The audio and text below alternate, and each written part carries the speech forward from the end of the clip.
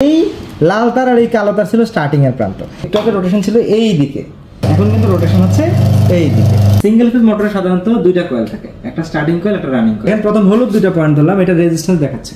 লাল দুইটা ধরলাম, এটারও রেজিস্ট্যান্স দেখাচ্ছে। সবুজ দুইটা ধরলাম, এটার কোনো রেজিস্ট্যান্স দেখাচ্ছে না। তার মানে যেটাতে রেজিস্ট্যান্স পাচ্ছি না সেটা হচ্ছে আমার ক্যাপাসিটর। স্টার্টিং কয়েলের দুই প্রান্ত আছে, রানিং কয়েলের দুই প্রান্ত আছে, ক্যাপাসিটরের দুই প্রান্ত আছে।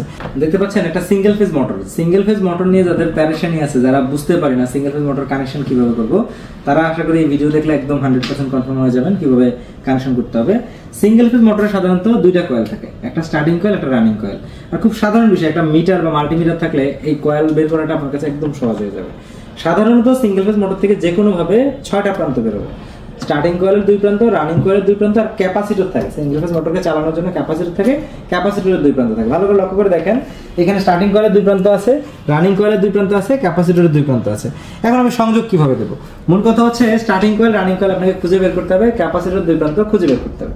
তিনটা যদি হিডেন না থাকে তাও আমরা বের করা সহজ, কারণ হচ্ছে আমরা মিটারকে জাস্ট ব্যবহার করব। মিটারকে আমরা ওহম রেঞ্জে রেখে দিলাম, ওহম রেঞ্জে রেখে আমরা রেজিস্ট্যান্স মাপবো। 6টা প্রান্তেরই রেজিস্ট্যান্স পাবো, খুব কাছাকাছি দেখতে পাবেন চাইলে। এখানে দেখেন প্রথম হলুদ দুইটা পয়েন্ট ধরলাম, এটা রেজিস্ট্যান্স দেখাচ্ছে, এবং লাল দুইটা ধরলাম, এটারও রেজিস্ট্যান্স দেখাচ্ছে। কিন্তু সবুজ দুইটা ধরলাম, এটার কোনো রেজিস্ট্যান্স দেখাচ্ছে না। তার মানে যেটাতে রেজিস্ট্যান্স পাচ্ছি না সেটা হচ্ছে আমার ক্যাপাসিটর। ক্যাপাসিটর কখনো রেজিস্ট্যান্স দেখেন, তার মানে আমরা 100% এখানে এই সবুজ দুইটা প্রান্ত হচ্ছে ক্যাপাসিটরের দুই প্রান্ত। আর এখানে চলে আসলো কি এই মোটরের running coil are starting coil. তো সহজ বিষয়, যে দুটাতে আমরা পেয়েছি, রেজিস্ট্যান্স পেয়েছি। দেখেন এইখানে আমরা রেজিস্ট্যান্স পেলাম কত? এখানে রেজিস্ট্যান্স পেলাম হচ্ছে 21 ওহমস, আর লাল দুইটাতে রেজিস্ট্যান্স পেলাম হচ্ছে 16 ওহমস। স্টার্টিং কয়েলের রেজিস্ট্যান্স কম। আমরা জাস্ট মোটর নিব, মোটরের running coil are starting coil বের করে ফেলবো। এরপরে কানেকশনটা কি? কানেকশনটা খুবই সহজ, জাস্ট এসি কোড নেব, যেটা দিয়ে পাওয়ার দেবো, মানে মোটরটাকে চালানোর জন্য পাওয়ার দিব। কোথায় পাওয়ার দেবো? রানিং কয়েলে পাওয়ার দিয়ে দেবো। খুব সহজ বিষয়, রানিং কয়েলে পাওয়ার দিয়ে দিলাম। ভালো করে দেখেন, এইখানে জাস্ট রানিং কয়েল কোনটা, এটাতে আমাদের 21 ওহমস ছিল, এখানে আমরা নিউট্রাল লাইন দিয়ে দিচ্ছি। ডিরেক্টলি রানিং কয়েলে আমরা পাওয়ারটা দিয়ে দিব, এই যে এখানে আর এখানে আমরা পাওয়ার দিয়ে দিলাম। ওকে, তাহলে বিষয়টা দেখেন, শুধু রানিং কয়েলে দিলে তো আর চলবে না, আমাদের কি করতে হবে? স্টার্টিং কয়েলেও পাওয়ার দিতে হবে। তো কিভাবে পাওয়ার দিব? স্টার্টিং কয়েলেও নিউট্রাল পাবে, লাইন পাবে, কিন্তু নিউট্রালটা সরাসরি পাবে স্টার্টিং কয়েলে, লাইনটা ক্যাপাসিটর হয়ে পাবে। বিষয়টা কেমন দেখেন, নিউট্রালটা সরাসরি দিয়ে দেবো। জাস্ট একটা নিউট্রাল নিলাম, এই যে এইখান থেকে স্টার্টিং এর দুই প্রান্ত থেকে আমরা নিউট্রালটা নিলাম,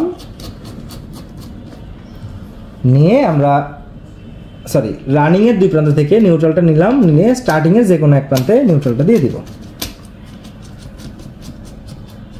দেখেন রানিং এ শুধুমাত্র লাইন নিউট্রাল দুইটাই দিলাম, স্টার্টিং এ নিউট্রালটা শর্ট করে দিই। তাহলে স্টার্টিং এর লাইনটা আমরা কোথা থেকে দিব? স্টার্টিং এর লাইনটা ক্যাপাসিটর হয়ে দিব। জাস্ট লাইনটাকে আমরা ক্যাপাসিটরে দিব, এই যে লাইনটা নিলাম, নিয়ে সবুজ দুইটা প্রান্ত ক্যাপাসিটর ছিল, আপনারা আগেই দেখেছেন, আর ক্যাপাসিটর থেকে স্টার্টিং এ দিব।